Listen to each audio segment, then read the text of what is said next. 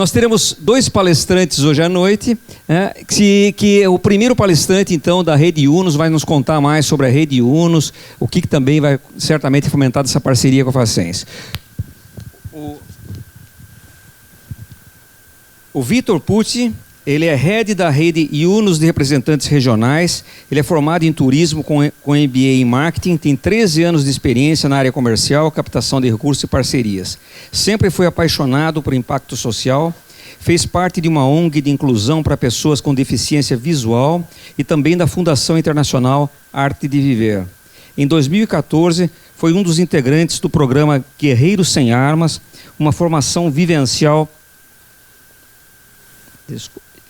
internacional em liderança e transformação social e também é facilitador de grupos e coach de propósito. Vitor, por favor. Muito obrigado. Salva de palmas para receber o Vitor. Obrigado, diretor. Obrigado. Boa noite a todos. Nós da Unos estamos muito felizes com essa parceria, muito felizes em estar aqui hoje, em poder falar para todos vocês. Acredito que tem muitos changemakers aqui sentados e futuros changemakers também. Espero que esse papo que a gente vai ter agora possa inspirar vocês. A ideia é trazer um pouquinho do que o professor Unos, como o diretor Paulo contou, fez nos últimos 40 anos, o que a gente no Brasil, inspirado no professor Unos, também fez nos últimos 4 anos. E a gente trouxe também um case de um empreendedor que foi acelerado pela Unos e investido também, para mostrar que não é utopia, que os cases não são tão longe e que tem pessoas próximas aqui para contarem para vocês. Bom, então para começar, eu queria perguntar para vocês, quem daqui sabe o conceito de negócios sociais? Levanta a mão, por favor. O que são negócios sociais? Olha, que delícia, que bom. Fico super animado. E quem aqui já tinha ouvido falar no professor Unos? Uau, as 3 primeiras fileiras. Tá bom. O professor Unos é esse senhor, ele tem 76 anos, ele é de Bangladesh e ele foi o primeiro economista a ganhar um prêmio Nobel da Paz. Ele ganhou o prêmio Nobel em 2006. O professor Unos, ele dava aula de economia nos Estados Unidos e na década de 70, mais ou menos, quando o país dele estava em completa crise, ele decidiu voltar para o país, porque ele percebeu que a teoria que ele falava na sala de aula não era uma realidade, não era a prática do país, e ele decidiu ir a campo, investigar mais a fundo por que o país estava vivendo uma crise imensa e por que o país estava na extrema miséria. E ele indo a campo, essa foto é histórica, em 76, ele encontrou uma realidade muito dura ali, que principalmente as mulheres, nessa situação de extrema pobreza, elas pegavam dinheiro emprestado para produzir seus artesanatos, suas roupas, seus tapetes para vender. E elas pegavam esse dinheiro de agiotas. Os agiotas cobravam juros absurdos em cima disso, e o que virava um regime praticamente escravo, porque chegava um ponto que elas não tinham dinheiro para comprar essas matérias-primas e elas tinham que dar o produto que elas faziam. Então era um regime de praticamente escravidão, e isso era uma realidade não de uma vila ou de outra, e sim do país inteiro. Então o que o professor Unos decidiu fazer? Somando a dívida de todas as mulheres de um vilarejo, de 40 mulheres aproximadamente, ele viu que o total eram $27. Ele tirou do bolso, ele naquele momento poderia dar para elas, mas ele usou outra lógica. Ele emprestou aquele dinheiro na base da confiança, olho no olho, aperto de mão, e isso ele fez algumas vezes, e ele voltou para os bancos e falou: Nosso país está em extrema pobreza, a realidade é essa, vocês deveriam emprestar dinheiro para essas mulheres. E os bancos falaram que essas pessoas não eram merecedoras de crédito. O Yunus ficou inconformado com essa frase que ele ouviu e ele falou, ok, então eu vou fazer tudo que os bancos fazem, só que ao contrário. Então, ao invés de burocracias, eu vou cortar todas as... é o primeiro banco Lower Free. Ele cortou as burocracias, era muito na base do olho no olho, aperto de mão. Ao invés das pessoas irem até os bancos, o banco, o Grameen Bank, ia até os vilarejos, ia até as pessoas. E aí, o Grameen Bank, hoje, ele está presente em muitos países e ele já concedeu mais de 12 bilhões de empréstimos. 97% dos tomadores de empréstimos são mulheres. O professor Yunus, ele também utilizou uma lógica ali para resolver mais de um problema com a mesma ação. Então, o que ele fez? Ele organizou grupos de mulheres para que elas pudessem se ajudar a pagar suas dívidas, e ele exigia que essas mulheres tivessem seus filhos matriculados em escolas. Então, na verdade, o professor Yunus ele conseguiu aí com que 99% dos filhos dessas mulheres tomadoras de empréstimos hoje sabem ler e escrever, são educados. Vamos lá. Isso começou em Bangladesh, final da década de 70, mas o professor Yunus ele viu que o país dele tinha muitos outros problemas. Nessas visitas a campo, ele identificou muitos outros problemas. Por exemplo, ele percebeu que as crianças tinham uma doença, que era comum, uma doença chamada cegueira noturna. Ele foi investigar o que era a cegueira noturna e nada mais era do que falta de vitaminas e nutrientes básicos ali na alimentação. Então o professor Yunus começou a falar para as mulheres que elas precisavam acrescentar esses vegetais na alimentação das crianças. Só que elas falaram que não tinham acesso. Então, usando a mesma lógica que ele usou para criar o banco dele, o Grameen Bank, ele criou uma empresa para comercializar sementes desses vegetais vendidos a centavos. E isso em médio prazo, na verdade em 5 anos, erradicou a doença de cegueira noturna no país dele, Bangladesh. Então o professor Yunus, ele percebeu que poderia utilizar essa mesma lógica para a criação de negócios, para resolver os principais problemas ali sociais e ou ambientais do país dele. Começou com um banco no fim dos anos 70, mas o Grameen hoje não é só um banco. O professor Yunus tem mais de 50 empresas aí, sendo a grande maioria delas negócios sociais. Essa de sementes é só um dos exemplos que eu contei, que virou a maior empresa comercializadora de sementes de Bangladesh. E aí, vou passar esse videozinho.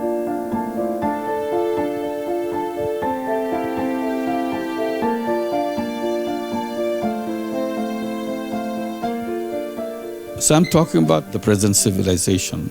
This is a civilization which is on the path of self-destruction. So it doesn't have a future left because of the problem that is generated inside of it. This is the time to create a new civilization. We have to change the parameters of this present civilization. Like one parameter is people are selfish.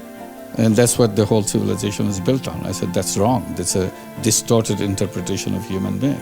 Human beings are selfish and selfless. So that selfless part is completely forgotten. So in the new civilization, we reinterpret human being closer to what real human beings are. Selfish and selfless. There'll be selfish businesses like we do today. There'll be selfless businesses which you don't do today, which is businesses to solve human problems. I always insist that poverty doesn't belong to human being. It's an artificially imposed on human being because the system is designed that way. It's not the fault of the persons, it's the fault of the system. So if you're looking for getting people out of poverty, don't look at the people who are poor. Look at ourselves who created the system. We are responsible for creating that poverty.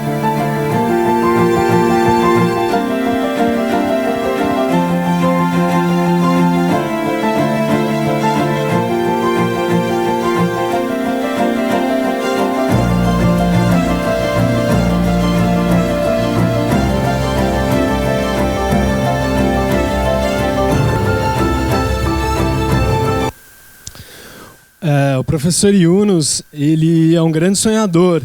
Ele sempre foi muito sonhador, mas ele é uma das pessoas mais realizadoras que eu já conheci na vida. Essas mais de 50 empresas é um exemplo disso.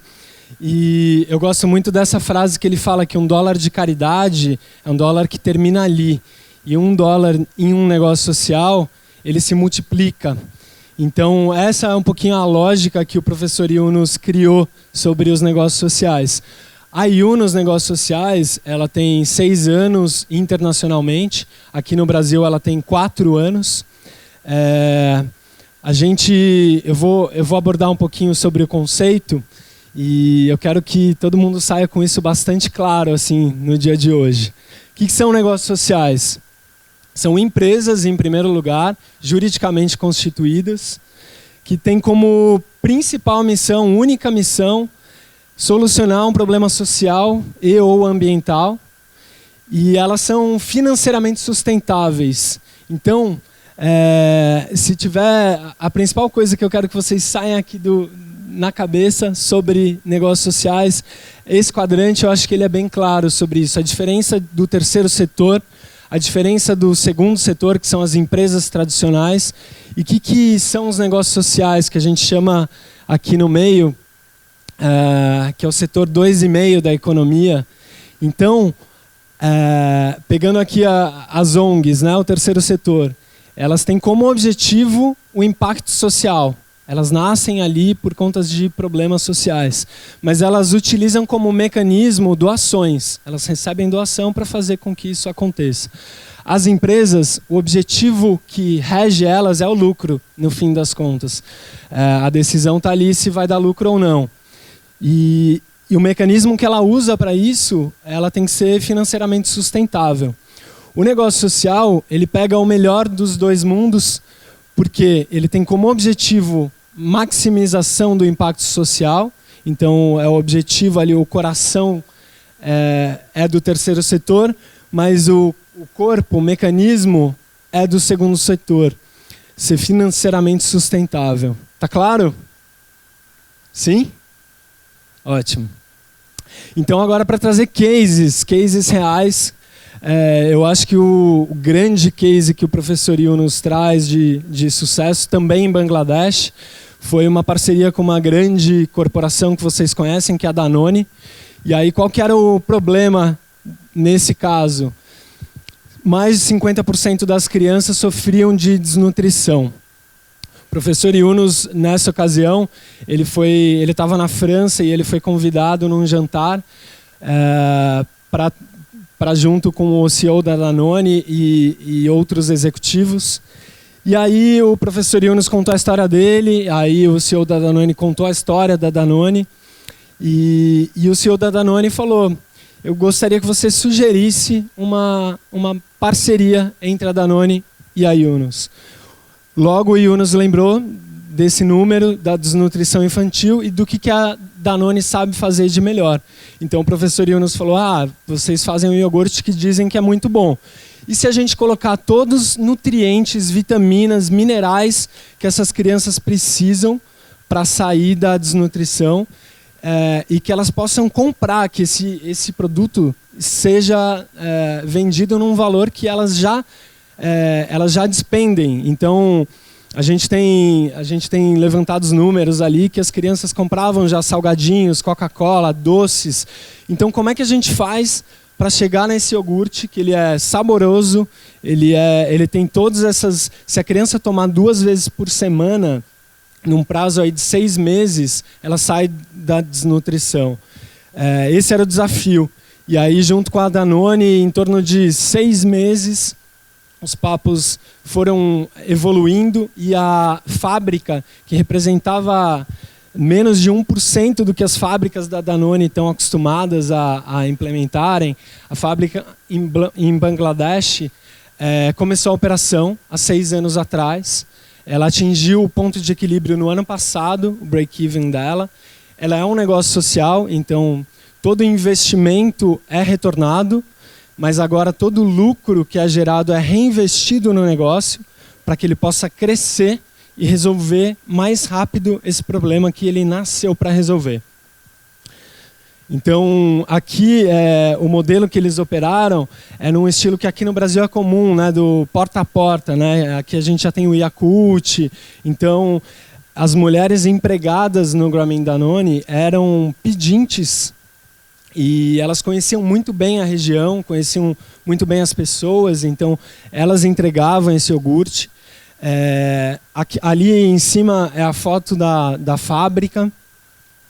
E aí, uma história interessante também é que quando a Danone desenvolveu esse iogurte, chegou para apresentar para o Yunus, a gente vai conseguir vender a centavos de dólar. E aí o Yunus olhou, ele falou, muito legal, eu posso comer a embalagem? E aí a Danone não tinha pensado nisso. Então é muito legal essa provocação do Yunus, né? Porque a gente vai resolver um problema social, mas a gente não pode gerar outro, que é o lixo. Então, como é que a gente faz?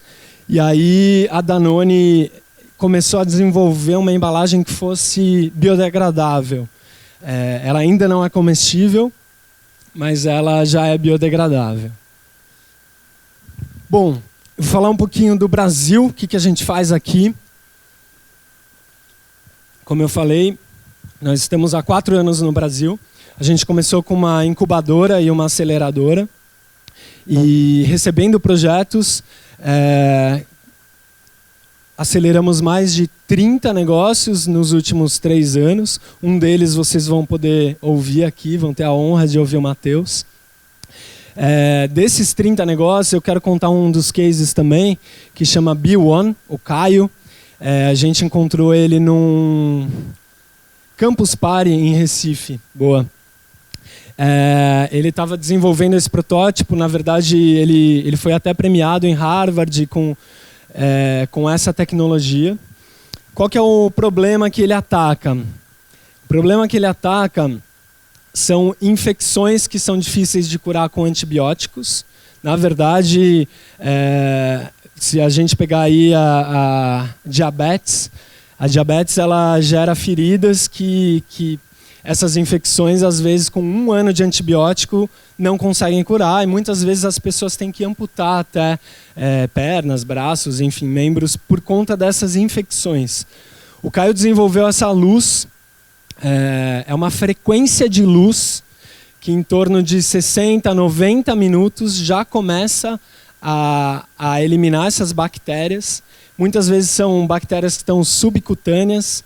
Então, é um tratamento aí que em poucas horas a gente consegue ter um rápido impacto, e acho que são 100 mil vidas só no Brasil, que são, na verdade, que é o foco deles. 100 mil pessoas morrem por ano por conta dessas infecções geradas por diabetes. Hoje o Caio ele foi acelerado pela Yunus, ele está numa fase de protótipo muito por conta da Anvisa, né? Tem toda uma questão de legislação.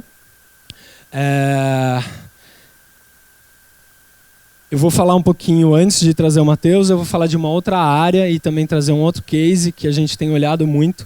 A gente acredita muito no potencial de grandes empresas para que a gente consiga gerar escala e maximizar também o impacto social. Então a gente começou no ano passado um programa corporativo onde a gente recebeu várias empresas que passavam 1 ano com a gente, mergulhando no tema de negócios sociais, e depois a gente entrava num momento 1 a 1 com as empresas para desenhar um negócio social dentro delas, para que essa empresa tenha um braço que seja um negócio social, que todo lucro, na visão do Yunus, tem que ser reinvestido no negócio. Então o lucro não vai para a empresa principal ali. E no Action Tank, durante esse 1 ano, a gente recebeu 6 empresas no ano passado. E agora eu ia perguntar para vocês aqui, o que vocês acham que pode surgir de uma parceria Yunus e Ambev? Ambev. Como é que poderia ser um negócio social vindo da Ambev? A provocação que a gente fez foi como aproveitar a vocação dessa empresa, o que de melhor eles sabem fazer para resolver um grande problema da sociedade. Então a gente sabe que a Ambev, você vai numa comunidade super remota no Nordeste, a Ambev consegue chegar ali com o refrigerante, ela tem uma capilaridade gigantesca no Brasil. Eles têm essa faca nos dentes e sangue nos olhos. Então a gente pensou, como é que a gente utiliza esse poder para resolver um problema? E durante esse 1 ano a gente foi provocando e trazendo reflexões, e o tema que eles decidiram atacar foi a água, a falta de acesso à água. E então foi muito rápido, né? Bem estilo Ambev, assim. Em novembro estava acabando o Action Tank e o produto, que é um negócio social, foi lançado agora já depois do Carnaval. O produto é esse aqui, é uma água chamada Ama. Ela é vendida em supermercado normalmente, como outras concorrentes, mas o detalhe é que 100% do lucro dessa água é reinvestido para que projetos de acesso à água potável sejam acelerados e levem água para o semiárido brasileiro. Então essa água já está no mercado, já está em São Paulo, acho que no Rio de Janeiro. O interessante é que todo o processo é auditado pela KPMG, e aí o site deles está em tempo real, ali tem um lucrômetro, e o site é total transparente para onde que está indo, quanto % da venda da água é lucro, quanto % é marketing, enfim, tem total transparência. Eu recomendo quem tiver interesse depois entre para ver um pouquinho mais. Então, hoje o foco da Yunus ele está distribuído principalmente em acelerar negócios sociais. Ele está focado em investir em negócios sociais. Nós temos um fundo de investimento para negócios sociais. É um fundo, a gente fala que é um fundo paciente, com as menores taxas do mercado, porque nosso fundo ele é social, né? A gente não quer ter lucro em cima dos empreendedores que a gente investe. E a outra área que é o nosso foco é o corporativo, então a gente está com o programa Action Tank 2.0, que vai começar agora no meio do ano. Então é um pouquinho do que eu queria falar como Yunus. Tem muita coisa, eu gostaria muito de entrar a fundo em detalhes, mas eu também quero trazer histórias de pessoas reais e trazer uma pessoa que é super inspiradora, que foi acelerado pela Yunus no 2º ciclo. A gente teve 3 ciclos em São Paulo, 1 no Rio de Janeiro, e foi em 2015, né? 2015. Então quero convidar o Matheus do Moradigna para falar com vocês. Sim. Aí o Matheus vai falar e depois a gente pode abrir para perguntas, tá? Tanto o Yunus quanto o Matheus. Obrigado. Oi pessoal, tudo bom? Nossa, tá cheio mesmo. Precisa falar no microfone, vocês estão gravando, né? Eu odeio o microfone, minha voz fica meio de pato. Áudio de WhatsApp, né? Vocês sabem, fica péssimo a voz do microfone. Mas eu estou muito feliz de estar aqui com vocês hoje, queria agradecer o convite. Para mim é sempre uma honra estar dando aparecer como case de um negócio social, ainda mais uma faculdade de engenharia. Eu sou engenheiro, então força pessoal, um dia vocês vão... Eu sei como é, eu já estive aí no lugar de vocês, me formei no final do ano passado. E eu vou me apresentar, esse sou eu, quando cortava cabelo ainda, sem olheiras, mais saudável, enfim. E eu tenho 22 anos, eu sou técnico em edificações, eu me formei em engenharia civil pelo Mackenzie no final do ano passado, fiz uma pós em negócios sociais e estou fazendo um mestrado em políticas públicas para habitação. E todo mundo acha bem estranho esse currículo, né? Como com 22 anos, antes de terminar a graduação, fez uma pós e logo emendando com a graduação já está fazendo um mestrado. E essa é a primeira provocação que eu gosto de fazer para vocês, estudantes. Quem falou para vocês que vocês tinham que fazer primeiro a graduação, depois uma pós, depois o mestrado, depois qualquer... Quem estabeleceu essa ordem para a gente? Por que tem que ser assim, né? Eu me questionei muito quando eu estava fazendo o processo de aceleração com a Yunus, porque vocês que fazem engenharia, a gente é parceiro nisso, vocês sabem que a engenharia que é da sala de aula não é a engenharia que a gente precisa no mercado de trabalho, infelizmente. Essa é uma outra crítica que eu faço para quem for responsável pela universidade, professores, coordenadores. Infelizmente, esse é um problema mega estrutural que a gente tem em todo o ensino superior no nosso país. a faculdade não nos prepara mais para o mercado de trabalho lá fora. Isso é muito grave. Isso não é um problema da faculdade aqui de vocês, não é um problema do Mackenzie, é um problema de todas as universidades no Brasil. E quando eu percebi isso, que eu me matava de fazer exercício tal para passar na engenharia, e no Moradigna não aplicava a maioria das coisas que eu aprendia, eu vi que eu tinha que buscar esse conhecimento em algum lugar. Então eu procurei, foi em um grupo, a pós-graduação eu fiz em um grupo internacional que fala de negócios sociais, e logo na sequência eu procurei, o Moradigna, vocês vão ver mais para frente, o nosso sonho é se tornar uma política pública. Então eu procurei iniciativas que trabalhassem em políticas públicas e fui convidado pelo Fernando Henrique Cardoso a fazer um mestrado no Instituto do Fernando Henrique Cardoso, o FHC. E ele também ficou muito decepcionado quando viu que eu não tinha nem terminado a graduação, porque é um programa só para graduados, enfim. Mas eu queria deixar essa provocação para vocês, é muito importante. E esse é o currículo que eu realmente gosto de apresentar, depois dessa provocação, que eu sou pai de uma menina de 1 ano e 4 meses, que é o amor da minha vida, Isabela. Eu sei todas as coreografias do El Chan, isso diz muito sobre mim, é muito importante também. E eu coleciono Moleskine, que é um caderninho colecionável, inclusive aceito presentes, enfim. E agora contando um pouco da minha história, de onde eu vim, porque eu vim, de onde eu moro, enfim. O Jardim Pantanal é uma comunidade que fica no extremo da Zona Leste de São Paulo. Vocês conhecem São Paulo, né? Tem as zonas e tal, e a Zona Leste ela já é uma das zonas mais marginalizadas. A gente fica no extremo da Zona Leste da cidade de São Paulo. E, como toda comunidade de periferia, tem diversos problemas. Só que o Jardim Pantanal ele tem uma especificidade. Fica às margens do rio Tietê. E por ficar às margens do rio Tietê, a gente sempre sofreu com muitos problemas de enchente, de alagamento, enfim. Sempre foi um problema recorrente e era muito mais há uns 5 ou 7 anos atrás. Todos os meses de verão a gente ficava debaixo d'água no Jardim Pantanal. A gente ficava os meses de dezembro, janeiro e fevereiro debaixo d'água. Devido a algumas obras da prefeitura, enfim, algumas coisas que foram feitas ao longo do rio, esse não é um problema que a gente tem mais hoje.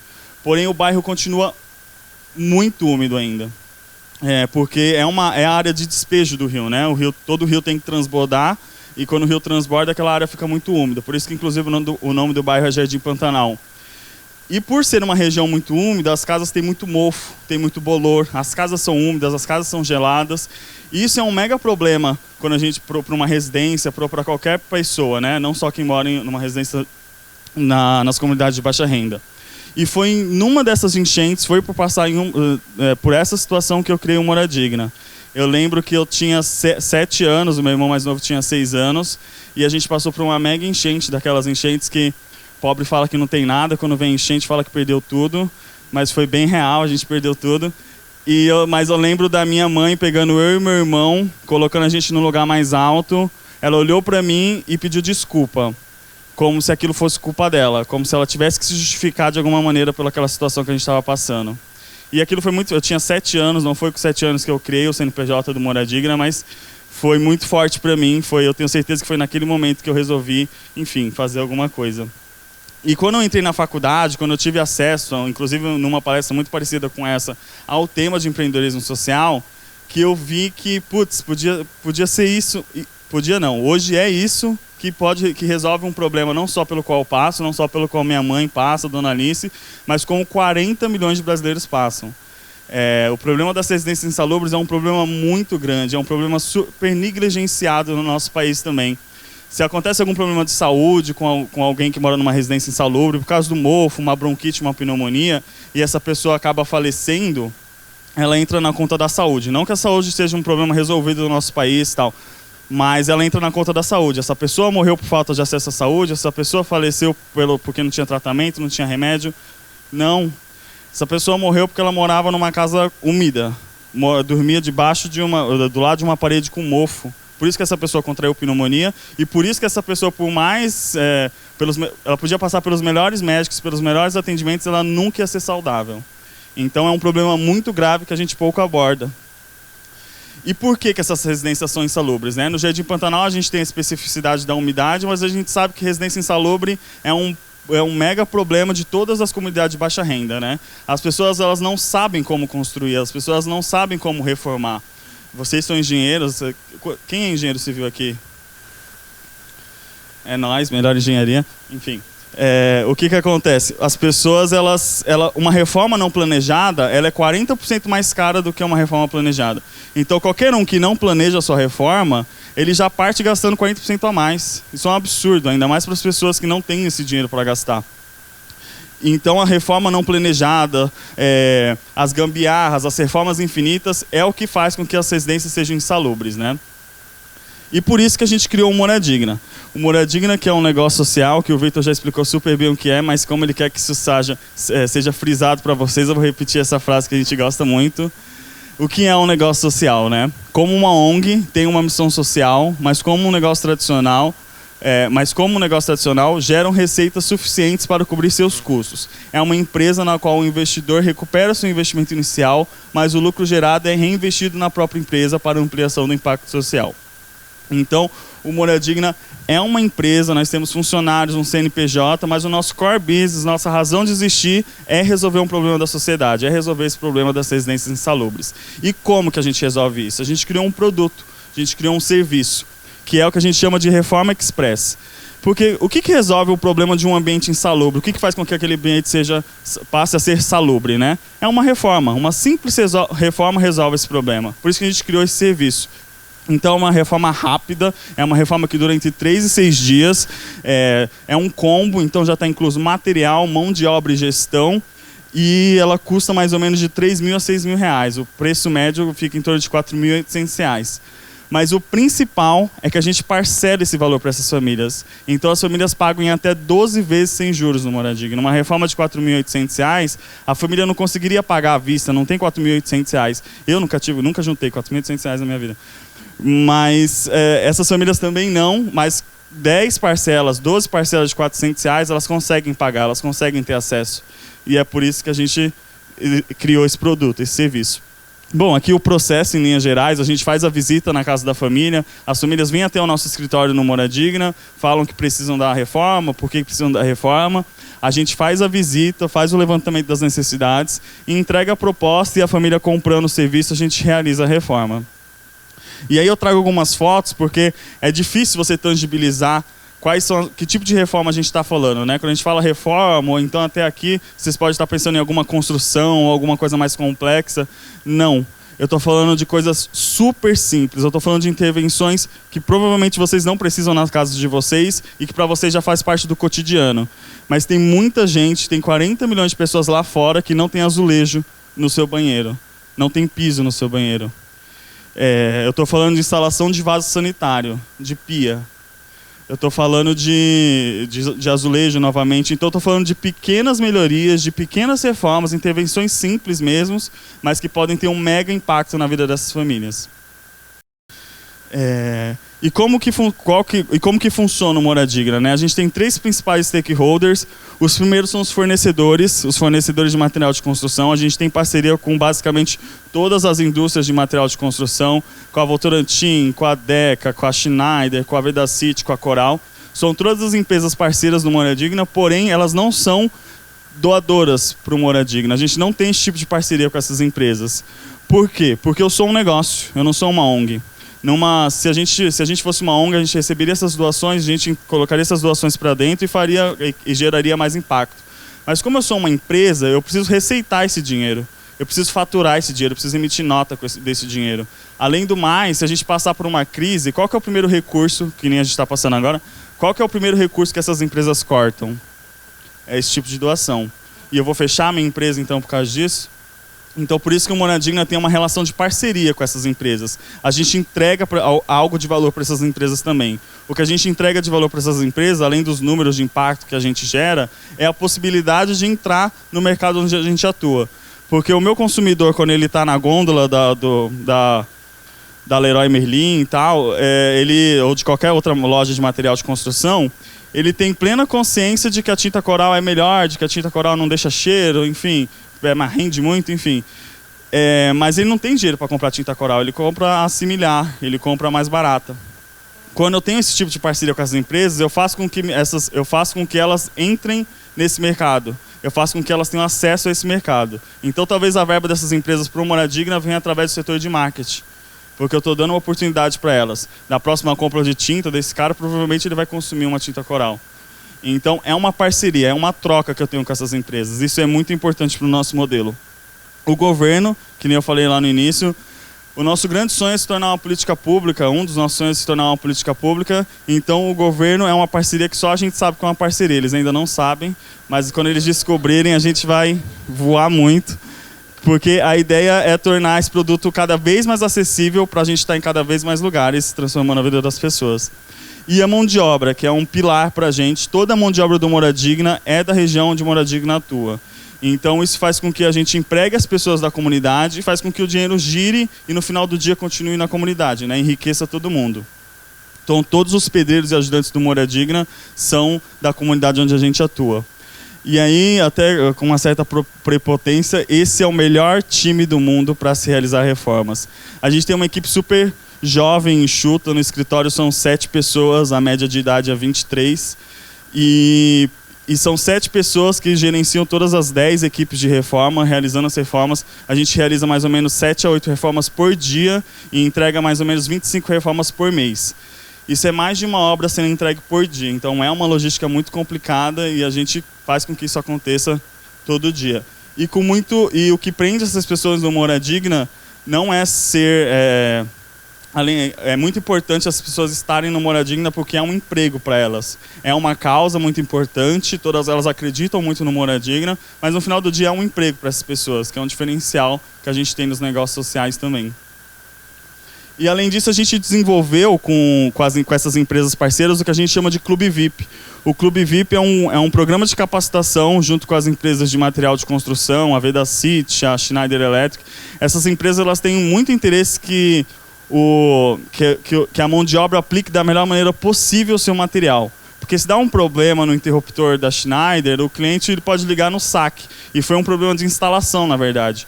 Então muitas dessas empresas já têm programas de capacitações gratuitos, e aí a gente faz essas capacitações no Moradigna para o nosso time e abre para a comunidade, porque não tem nenhum custo para a gente, e faz com que mais pessoas sejam capacitadas para trabalhar no Moradigna. Isso tudo por quê, né? Por que a gente tem essas parcerias com essas empresas? Por que a gente tem essas parcerias, quer ter essa parceria com o governo, quer ter tem essa parceria do Clube VIP com a mão de obra? Porque o grande sonho do Moradigna é atingir os 40 milhões de brasileiros que precisam disso. É para isso que a gente existe e é para isso que a gente trabalha todo dia, pessoal. Muito obrigado.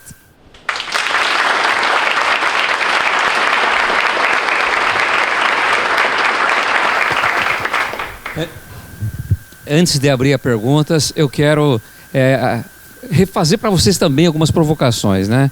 Realmente é muito gostoso ouvir gente que faz, que acredita no que faz e consegue fazer. Eu acho que para todos nós foi muito prazeroso ouvir pessoas que representam o Yunus, aquele ideal, aquela grandeza do Dr. Yunus, do professor Yunus, através da Glaziella e do Vitor aqui. E ver depois também uma pessoa que pegou uma ideia, que pegou lá, começou com 7 anos de idade e foi, e fez, né? E a gente sabe que isso significa para cada um de nós, que se a gente quiser, a gente faz. Né?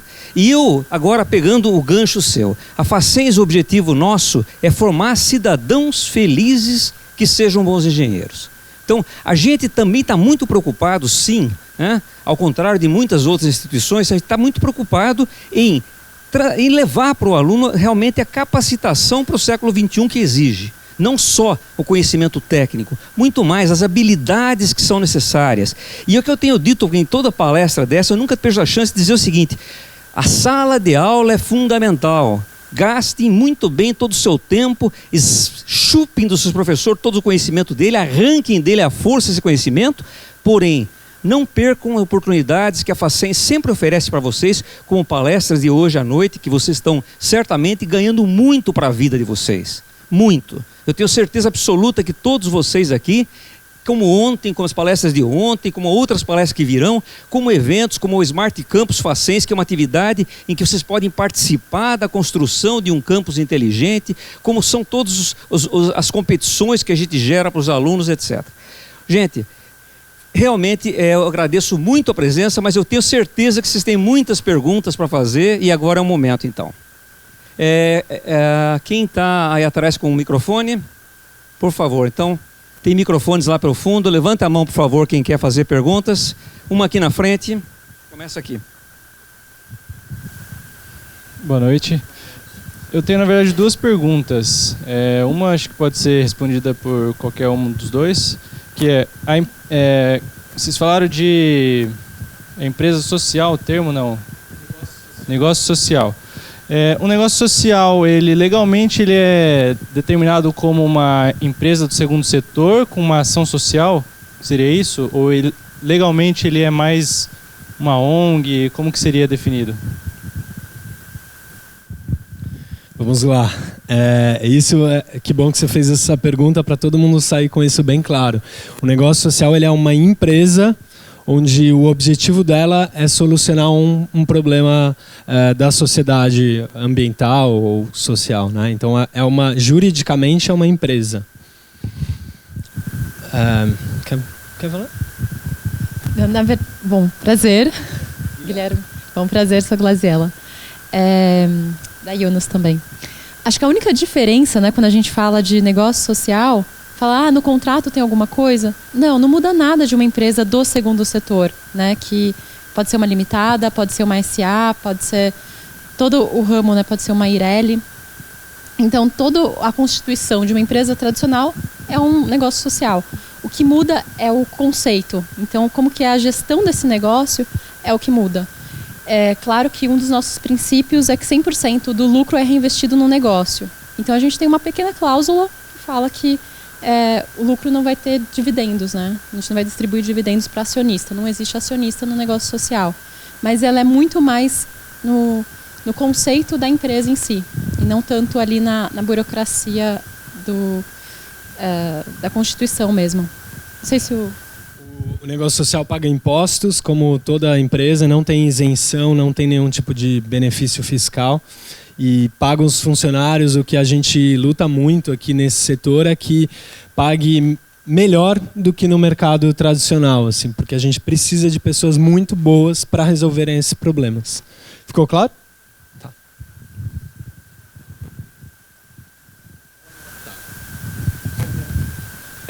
Esse é mais para o Matheus. Você falou muito que é parcelado, né, em 12 vezes e tal. Como que é feito esse parcelamento? É um financiamento via banco? As pessoas, vocês recebem esse valor à vista do banco, como todo financiamento? Qual que é a garantia que vocês têm disso?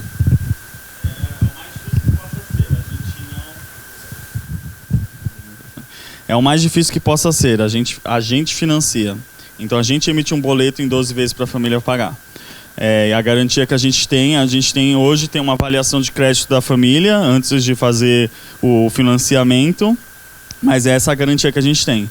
Então não é uma garantia, não é feita através de um banco, não é feita através de uma financiadora. A gente mesmo financia em 12 vezes.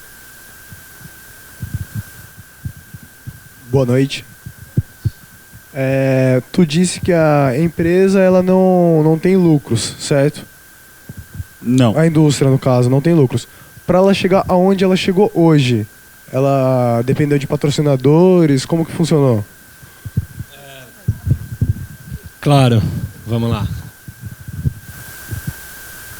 Eu acho que seria importante um de vocês explicar um pouquinho melhor esse processo de incubação, pré-aceleração, para entender essa alavancagem que houve no Moradigna e em outros negócios sociais, para dar esse start mais robusto, por favor.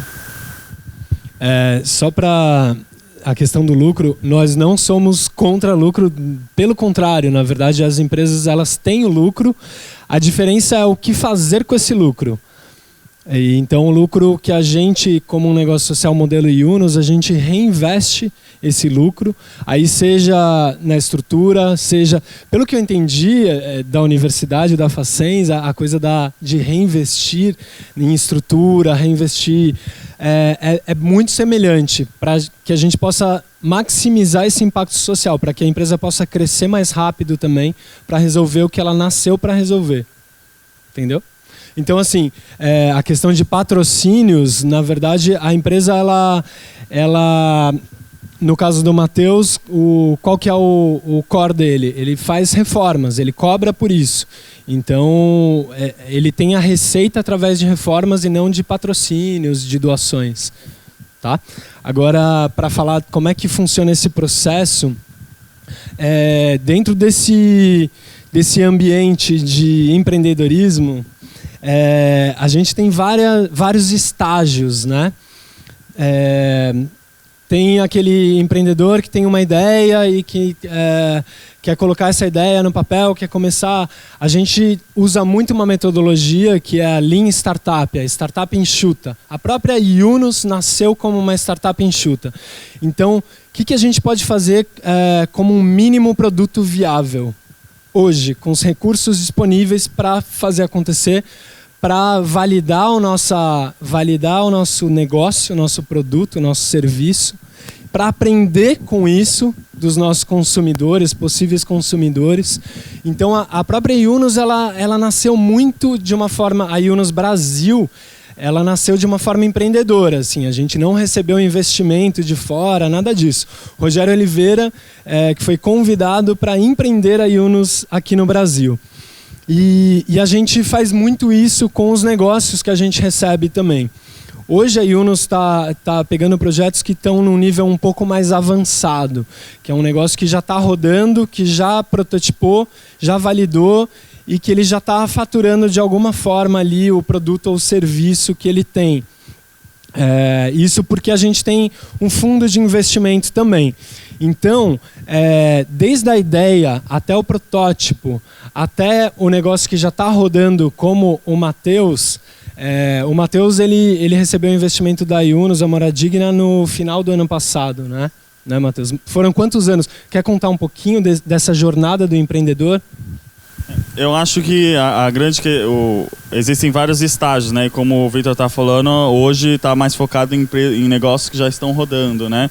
O Moradigna não começou graças ao investimento da Yunus. O Moradigna já existia, já rodava, e aí a gente participou da aceleração. A aceleração foi muito importante para que a gente crescesse. Antes da aceleração a gente fazia 2, 3 reformas por mês.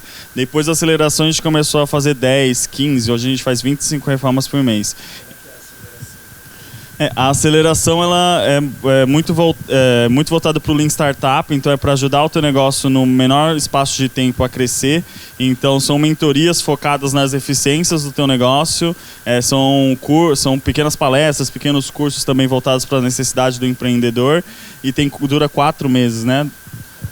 Varia de 4, então a nossa durou mais ou menos 4 meses, voltadas, e a gente tem os consultores, tem o pessoal da aceleradora voltado para o nosso negócio, pensando em como que o Moradigna pode, nesse curto espaço de tempo, passar de 4 reformas mês para 10, para 15 reformas mês. Com quem a gente tem que se conectar, com quem a gente tem que falar, enfim, como a gente pode crescer. E aí a gente passou pela aceleração no início de 2015, e no final de 2015 a gente recebeu o investimento do final de 2016, é verdade. A gente ficou teve um ano de relacionamento até receber o investimento da Yunus. Acho que ele falou bem sobre a aceleração, né, que é um processo... hoje a gente tem feito muito uma aceleração customizada, negócio por negócio, assim. Na fase do Matheus a gente selecionava vários projetos e esses projetos passavam juntos pela aceleração. Ficou claro? Um pouquinho. Incubação, o termo de incubação é quando o negócio está mais na fase de ideia até protótipo. A gente, no primeiro e no segundo ciclo, ainda recebeu negócios que estavam nessa fase. Então, a gente tem muita diferença, na verdade, de um negócio incubado para um negócio acelerado. Como o Matheus falou, a gente se preocupa muito com a escala, o potencial de escala ou de replicabilidade que esse negócio pode atingir. Porque a ideia que a gente quer é que esse negócio se espalhe para todo o Brasil, para as comunidades, para resolver esse problema de insalubridade. Assim como outros negócios que foram acelerados, a gente ganhando escala, a gente resolve esse problema mais rápido, né? Quem mais? Boa noite, tudo bem? Eu queria fazer uma pergunta para o Matheus. Eu queria saber, assim como você desenvolveu como projetos sociais, eu queria saber o quanto você acha que você consegue afetar as pessoas com esse projeto. Legal. O Moradigna não é um projeto. Moradia Digna é uma empresa, isso faz toda a diferença, né? Projeto tem começo, meio e fim. O Moradia Digna é uma empresa e como que a gente vê o impacto que a gente gera? O impacto no negócio do Moradia Digna é muito palpável. A gente vê a reforma acontecendo, o ambiente super insalubre, depois de 5 dias está salubre, então a gente vê a família recebendo aquele ambiente, a gente vê a família convivendo com aquele ambiente. Para a gente é muito tátil ver a melhora que é naquela família. Em números, né? A gente já são 300 reformas realizadas, mais de 300 reformas realizadas, mais de 1.000 pessoas impactadas. E são 1.000 pessoas impactadas diretamente. Eram pessoas que moravam nesses ambientes insalubres e agora moram num ambiente muito melhor. E o que a gente sempre fala é que a casa, que o ambiente, ele é uma plataforma, né? Não é só aquela parede que não é só isso, né? Isso é muito importante, mas não é mais só aquela parede que é úmida, não é mais só o piso que agora é um piso de verdade. A gente escuta muita história de pai de família que agora vai trabalhar mais motivado porque pode tomar um banho quente. Uma mulher uma vez foi agradecer a gente porque a filha dela tinha pneumonia e depois da reforma não tinha mais pneumonia. Ou então de uma dona de casa que o sonho dela era limpar a casa, era lavar o banheiro. E a partir do momento que o banheiro tem azulejo, dá vontade de jogar água, né? De sair ensaboando tudo mesmo. E ela não tinha isso, ela não tinha esse prazer de limpar a casa. Então é uma plataforma e é assim, é no dia a dia ali que a gente vai vendo as coisas acontecendo.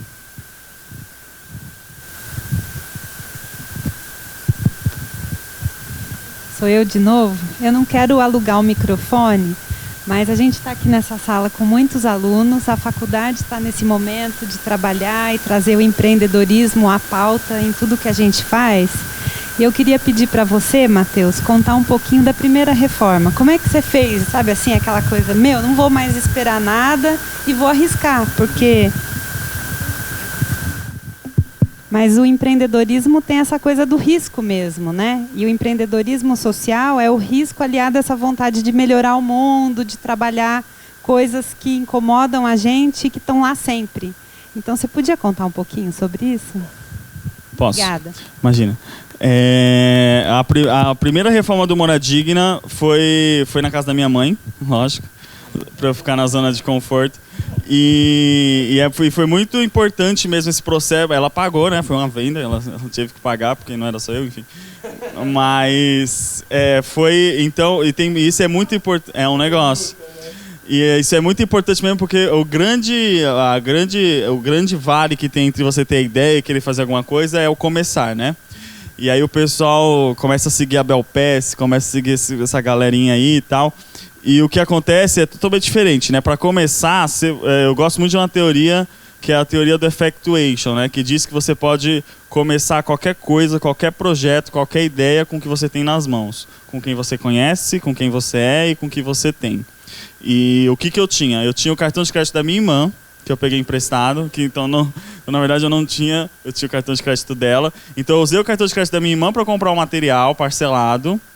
Eu tinha um pedreiro, que era meu padrinho, então ele deixou eu pagar ele no mês seguinte pela reforma, e aí a parcela do primeiro material de construção veio no mês seguinte também. Então eu recebi a primeira parcela, e aí paguei no mês seguinte, né? E aí começou a girar o Moradia Digna. Então eu sempre estava devendo pro mês seguinte. Só que quando você começa, eu fazia uma reforma. Quando eu fiz 2, eu já tinha 2 parcelas para receber no mês seguinte. Quando eu fiz 3 reformas, já tinha 3 parcelas para receber. E foi assim que o Moradia Digna começou. Então a gente teve 0 capital para começar a empresa. Acho que essa é a situação da maioria dos empreendedores. E sempre dá para fazer alguma coisa. Sempre dá para começar de alguma maneira, e foi assim que a gente começou. Matheus, meu nome é Vinícius. Eu tenho uma pergunta para você. Você disse que o pessoal da sua empresa tem uma boa remuneração, né? Eu disse isso, o pessoal tem uma boa remuneração. Não, um pouquinho acima da média, pelo que eu entendi. Não, eles não ganham mal, mas Eu falei que defina mercado, né? Esse setor seja remunerado como ou melhor do que no mercado tradicional. Então, aí vem a minha pergunta. Com isso, você consegue ter o preço competitivo com o mercado? Porque existem também empresas que não registram o pessoal. Não sei se a sua empresa, de fato, deve registrar todo mundo que trabalha. O escritório, sim. Sim. E tem pessoas que não registram, então eles conseguem entre aspas, tirar um lucro maior, com um preço menor. Eu queria saber se o seu preço, a hora que você vai efetuar um orçamento para alguma pessoa, seja compatível no mercado. Ótima pergunta. O pessoal do Moradigna ganha bem, sim, só que não ganha bem sou eu e os outros sócios. O pessoal do Moradigna ganha um valor acima do valor de mercado, o time que a gente tem no escritório.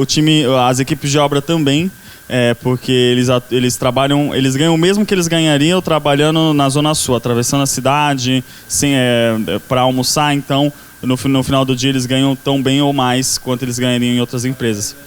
Fora a qualidade de vida, trabalha perto de casa, almoça a comida da esposa, quentinha, sem esquentar, enfim, isso é qualidade de vida. Mas o preço continua competitivo porque a gente rebola de diversas outras maneiras para que esse preço seja competitivo. Uma delas são as parcerias de materiais de construção. Outra é o ponto-chave, né? Uma reforma não planejada, ela é 40% mais cara. A do Moradigna é planejada, então ela parte 40% mais barata. E isso faz com que a conta feche. Isso faz com que o nosso preço seja igual ou mais barato do que o nosso concorrente. O nosso concorrente é o pedreiro, é a autorreforma, é o Zé da esquina, tal. Só que o Zé da esquina ele vai te falar que vai cobrar 500, o Moradigna fala que cobra 1.000. O Zé da esquina fala que vai te cobrar 500. Só que ele vai demorar o dobro do tempo, aí ele vai te pedir mais dinheiro, aí ele vai desperdiçar material, aí ele vai te pedir mais material, e no final do dia você gastou 1.300 com ele, 1.400 com ele. E o principal, o Moradigna parcela. Então você vai pagar 10 de sempre o Moradigna. Para o Zé, você tem que pagar no máximo 500 quando ele começa e 500 quando ele termina. Pode ser um espaço de 5 dias aí. Então em menos de 10 dias você desembolsa R$1.000. Obrigado, Matheus. Respondido. Imagina. Mais alguém?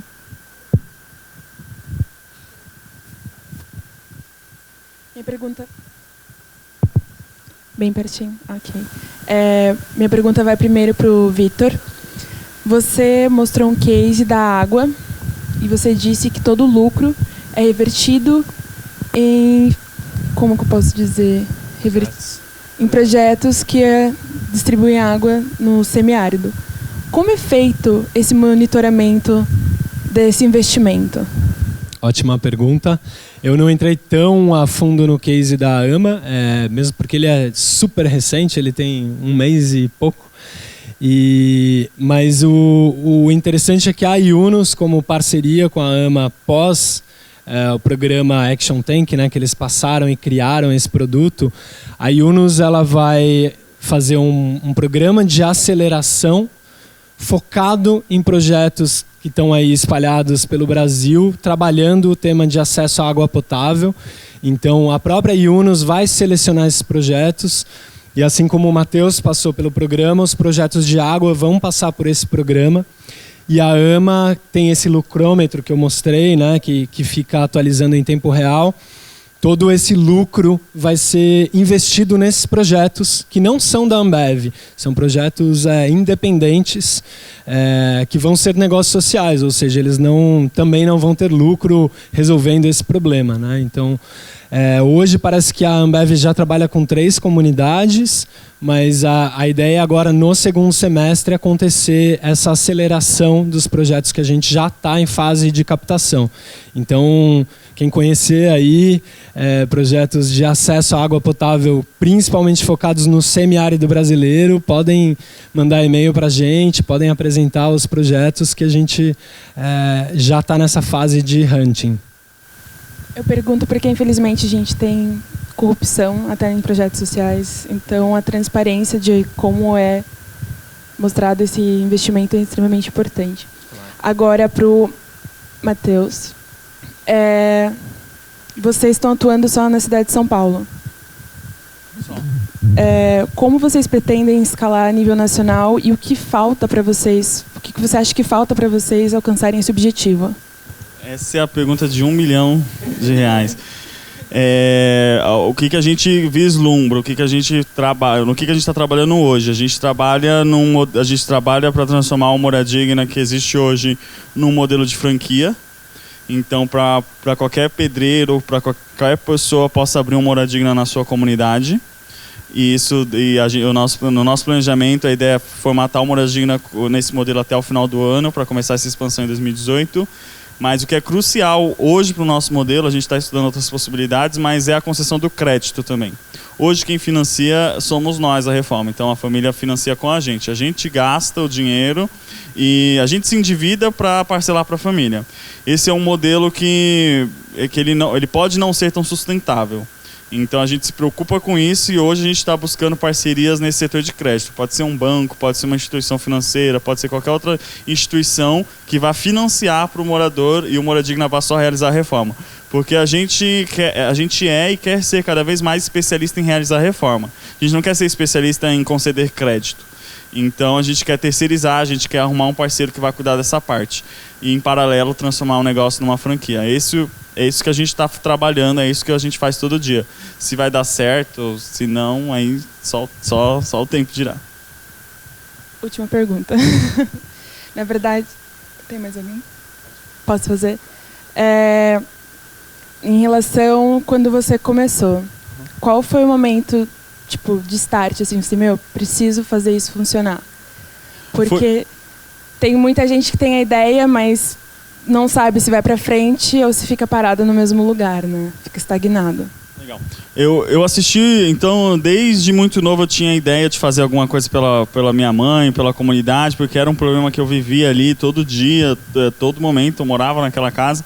Então eu tinha um incômodo todo dia e nenhuma solução nos contemplava, né? A gente fazia orçamento com pedreiro, ficava muito caro e tinha que pagar à vista. A gente não conseguia acesso a crédito em banco e tal. Como o próprio Vitor falou, quem mais precisa de crédito é quem menos tem acesso a crédito. Então, isso é uma realidade do Brasil também.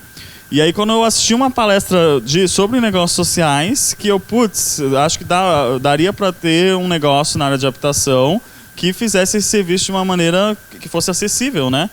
E aí me incomodou, eu já tinha um incômodo muito grande, e aí foi a partir de conhecer os negócios sociais que eu, dá para fazer alguma coisa, vou fazer alguma coisa. Primeiro, na verdade, eu pesquisei se já tinha alguém fazendo, né? E aí a gente encontrou um negócio muito semelhante que faz reforma também, só que não conseguia atender minha região. Não conseguia atender minha região e tem outras características que o Moradigna não tem. Então, não existe, vou criar, então. Aí a gente começou... E começou do jeito que eu contei. Obrigada. Eu queria só complementar. O Matheus, ele nasceu no Jardim Pantanal, né? E aproveitando a sua pergunta sobre ter ideias e como andar, né? Como tirar essa ideia do papel, eu acho que o principal ponto aí é trabalhar empatia com principalmente as pessoas que vão ser impactadas ou beneficiadas, né?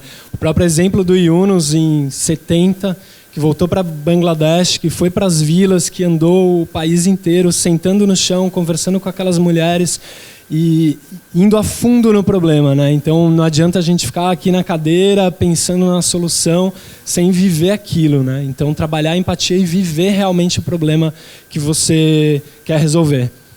O que mais? A minha pergunta é... Cadê? Aqui.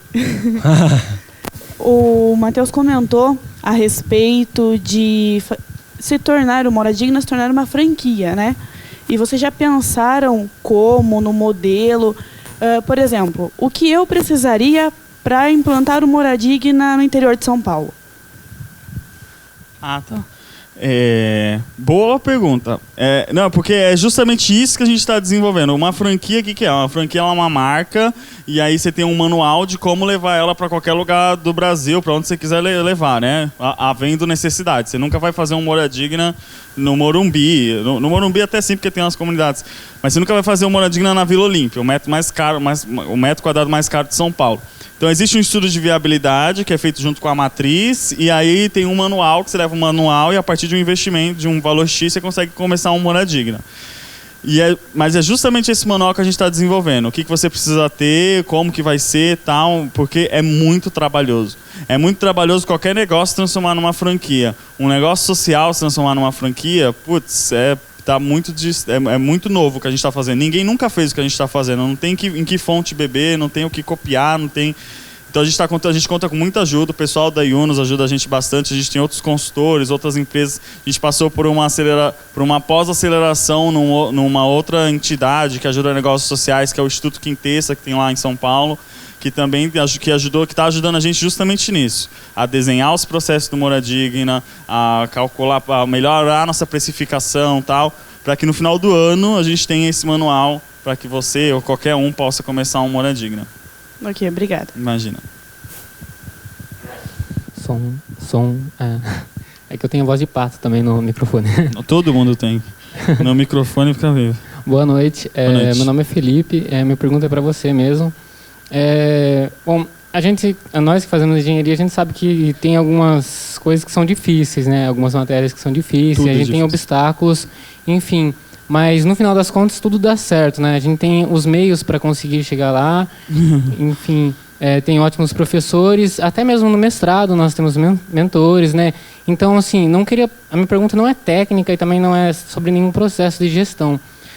Eu queria parabenizar você porque você desenvolveu um projeto que partiu de uma experiência própria, foi um sonho, algo que inspira realmente, porque a gente sabe que viver no cotidiano às vezes é chato, né?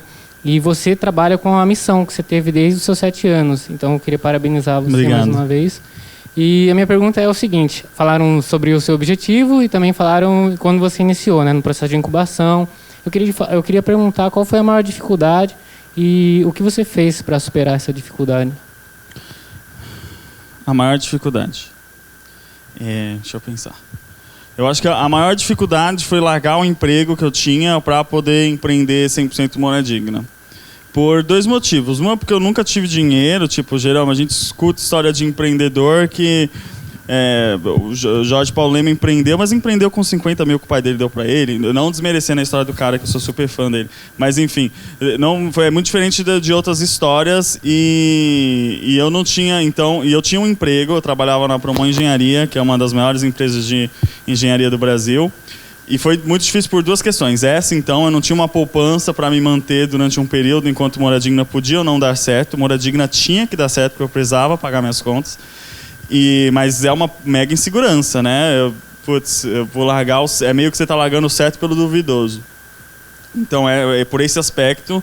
E por causa da minha mãe também, que ficou muito triste quando eu saí da Promon para empreender o Moura Digna. Porque minha mãe, ela tem 58 anos, ela veio do Nordeste, tentava vir em São Paulo, então estabilidade para ela, algo concreto, salário, plano de carreira, seguro-desemprego, vale alimentação, como é que é o negócio de saúde? Convênio, faz tanto tempo que eu não tenho que eu nem lembro mais. Convênio, pra ela isso, quando eu entrei na Promon, ela tinha feito a missão da vida dela, era colocar o filho dela num bom emprego. E realmente, e aí foi uma decepção, ela nunca falou pra mim, mas eu sei na cara dela que ela ficou muito triste, porque era justamente isso, ela queria, como mãe, ela queria o melhor pra mim, e eu tava largando alguma coisa que, super certa ali, pra algo que podia dar muito errado, e algo que podia, enfim, então... E eu sempre me apoiei muito na minha mãe, na minha família, então não ter o apoio dela naquele momento, e não de forma... E não que ela falou, não vou te apoiar, não te ajudo, não. Ela falou, vai lá, vai dar certo e tal. Mas eu sabia que incomodava muito ela. Até hoje incomoda, eu não ter convênio e tal. Mas hoje é bem menos, porque eu mantenho, eu me sustento a minha família a partir do Moura Digna. Então, foi por esse motivo. Então, a transição de eu sair do meu emprego para investir 100% do meu tempo no Moura Digna foi a maior dificuldade que eu tive. Eu superei fazendo o Moura Digna dar certo, porque... Ou dava certo, ou eu ia ter que voltar... Primeiro, eu ia ter que dar o braço a torcer de voltar pro mercado de trabalho, porque todo mundo duvida, né? Que vai dar certo, que não sei o que, sei o que lá. E aí você fica, não pode dar certo, ou não pode dar errado, não pode dar errado. Então, mas eu me apoiei muito numa rede. A gente fala que o empreendedorismo social hoje, infelizmente, ainda é uma bolha. São as mesmas pessoas que você encontra nos encontros e tal. Então, do mesmo jeito que teve muita gente que não acreditava, tinha muita gente que acreditava. Acho que a própria rede da Yunus, com aceleração, enfim. Então, nesse sentido de acreditar, eu me apoiei nessa rede e basicamente fiz o Moura Digna acontecer para que eu provasse, tanto para mim mesmo quanto para quem não acreditava, que ia dar certo, né? Acho que foi assim que eu superei. Victor. Boa noite. Victor, a minha pergunta é um pouco delicada. Mas, assim, no mundo dos negócios, é tudo meio que no preto, no branco, né? É papel daqui, papel dali. E, assim, como o Matheus abriu uma empresa, o que garante ele, depois da empresa dele estar desenvolvida e tudo mais, ele não mudar de ideia e falar, não, agora eu quero lucro, eu quero ser um empresário e acabou isso? Eu acho que depois ele... Quer falar? Não, não é nada pessoal, é não, só claro. uma questão de... Claro. E assim, mas assim, Felipe. também... Felipe? Me desculpa. Você é Felipe. Não, Vinícius. Vinícius. E assim, não querendo questionar esse lado, mas vamos supor, você também tem ideia de abrir franquias, né? E o outro lado, então, você é um cara, e o outro? Será que ele tem uma outra intenção ou não? Não, a grande questão é que eu quero ficar rico e muito rico com Moradigna. O serviço que eu vendo com Moradigna, ele nunca vai ser vendido de uma maneira que não cause impacto. Você concorda comigo? Tem como o serviço que eu vendo, alguém comprar e não gerar impacto? O serviço que eu... Não sei outros negócios. O serviço que eu vendo não tem como. Então, quanto mais eu ter Moradigna, quanto mais eu abrir, quanto mais eu expandir, quanto mais isso significa que eu vou ganhar com isso, é melhor para o meu negócio, é melhor para o público-alvo que eu quero atender. O que eu mais quero é, no dia que eu for milionário com Moradigna, quer dizer que tem um Moradigna em cada esquina. Então quer dizer que muita gente está sendo impactada. Acho que essa é a grande diferença do negócio social. O negócio acontecendo, fazendo com que o negócio aconteça, muita gente vai ser impactada. Então, eu quero sim, e eu vou ficar rico com Moradigna, porque me dá muito trabalho, tem que me dar um retorno. Mas principalmente por isso, porque quanto mais o salário no negócio social é o que o Vitor falou, a gente quer que quanto mais pessoas cada vez melhores trabalhem em negócios sociais. Mas isso é diferente para os sócios, né? Porque para o sócio tem a questão de ele estar fazendo com que o negócio aconteça. Muitas vezes ele não tem a remuneração adequada. Eu sou engenheiro formado, eu sei qual que é a remuneração que eu deveria ganhar. Não é a remuneração que eu tiro do Moradigna, porque não dá, senão o negócio quebra. Mas meu sonho é ser muito rico com o Moradigna, porque quanto mais eu vender meu produto, quanto mais eu lucrar com ele, mais pessoas eu impacto. E eu não tiro o lucro do Moradigna, né? Eu tiro um salário do Moradigna. Só que qual que é o salário de um diretor de operações de uma empresa que tem 200 unidades no Brasil? É um bom salário, não é? É justo eu ganhar esse dinheiro, não é justo? Sim. Como seria para qualquer outro negócio, né? Se eu vendesse bala, se eu tivesse 200 unidades Fabris de bala, e fosse diretor dessas 200 unidades, eu teria um salário legal. E é esse o objetivo, entendeu? Acho que é essa a chave. A gente tem um outro negócio que foi acelerado e que também foi investido, que chama Assobio, que é uma empresa de soluções ambientais. Elas fazem plantio de florestas nativas, enfim, competem no mercado de igual para igual com outras empresas, sem falar que é um negócio social. E aí, elas fizeram, antes do negócio existir, elas fizeram um curso da Yunus que a gente tinha junto com a SPM, há 4 anos atrás. E quando elas entraram com a ideia de negócio, eu lembro logo no comecinho, assim, elas falaram, eu quero ganhar um salário como a maior empresa de plantio de florestas nativas, soluções ambientais do Brasil, eu quero chegar nesse salário. Então, assim, não é que ela quer ficar milionária com isso, lucrando em cima de pessoas sem gerar impacto, não, mas ela quer, é exatamente o que o Matheus falou também, um salário reconhecido de mercado como um CEO de uma empresa grande do Brasil, né? Entendi. E, se não me engano, foi a primeira pergunta. O que vamos supor, a empresa vai aí como que chama? Assobio? Não, a sua... Yunus. E aí o que faz o cara não deixar ele virar a cabeça? Tipo, chega, cansei daqui. A Yunus investiu no Moradigna.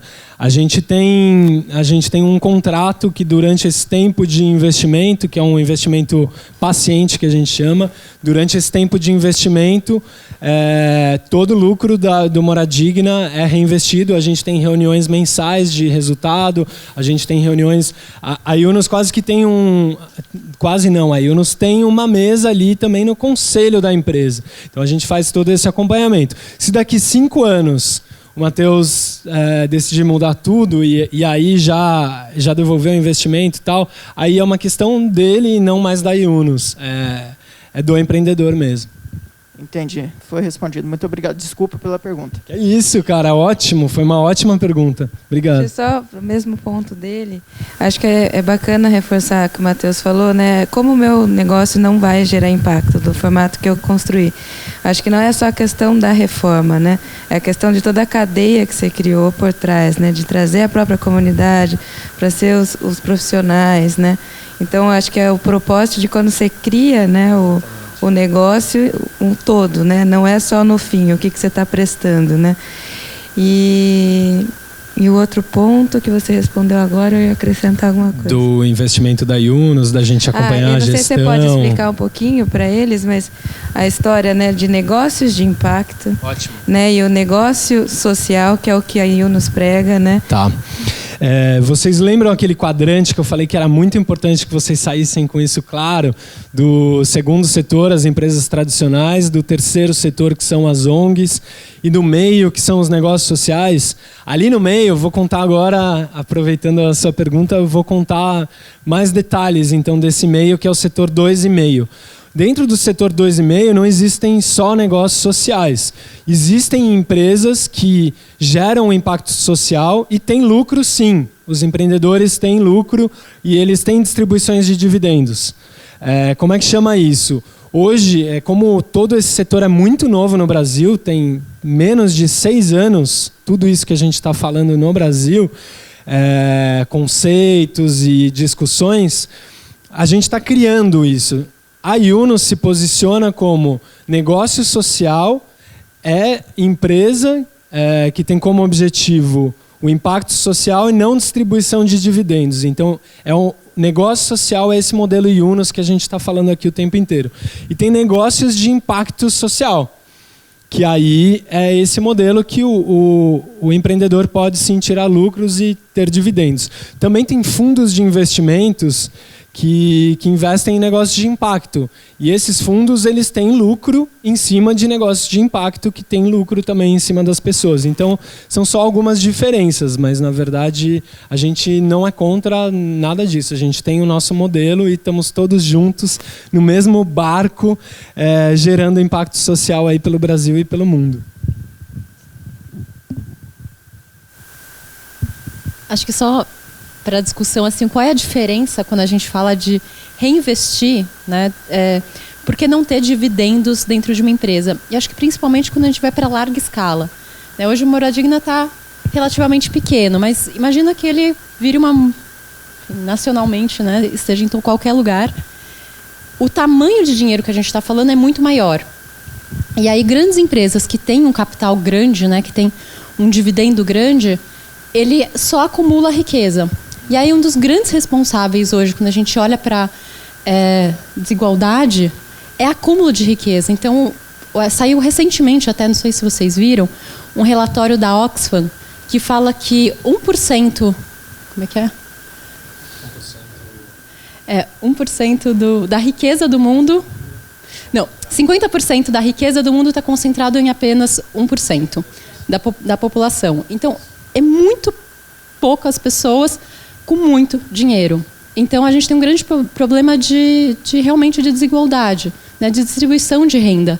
Então, quando a gente fala que não queremos que tenha dividendos, a gente está pensando um pouco nessa desigualdade.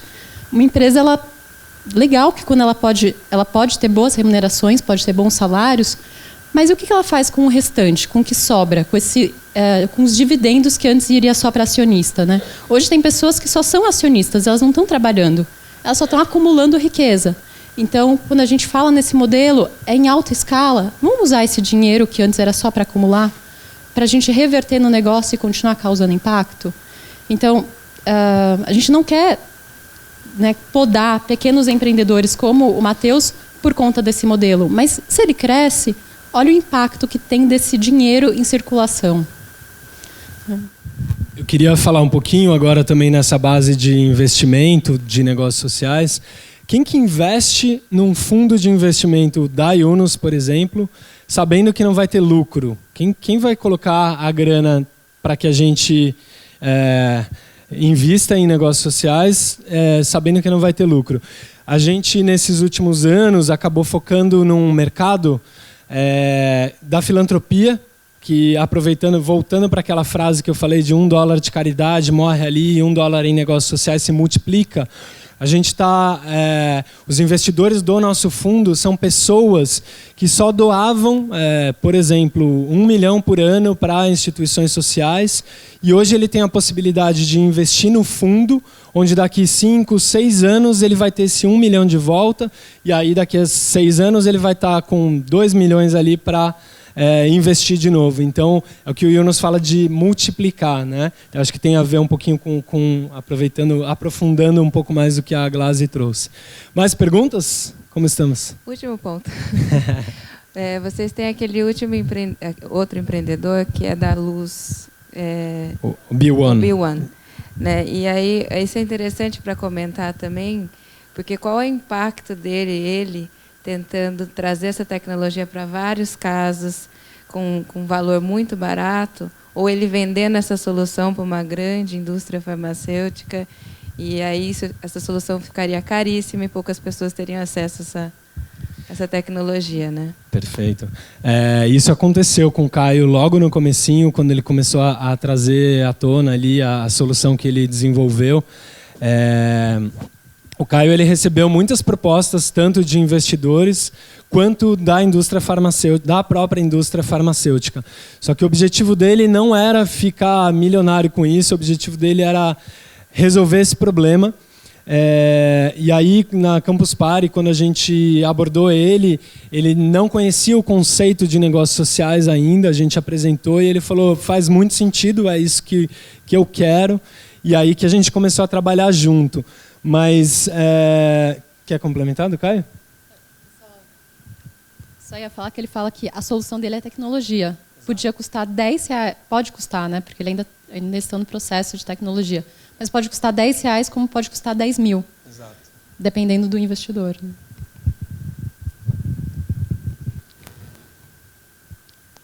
Mais alguém? Ótimo. Última pergunta. Pois não, ali no meio. Depois disso, já estamos com o tempo já esgotando, né? Então, daí vocês estarão liberados para o intervalo aí. E a segunda palestra da noite às 9 horas. No intervalo, você sabe que tem uma exposição no pátio do Praia do C lá. Eu pensei muito sobre fazer essa pergunta, né? Não é muito a ver com a Yunus e tudo mais. É para o Matheus. Você veio de uma situação muito difícil na sua vida, né? E você, eu quero saber, na verdade, como foi se formar. Como foi conseguir entrar numa faculdade? Como foi as suas dificuldades nisso, entendeu?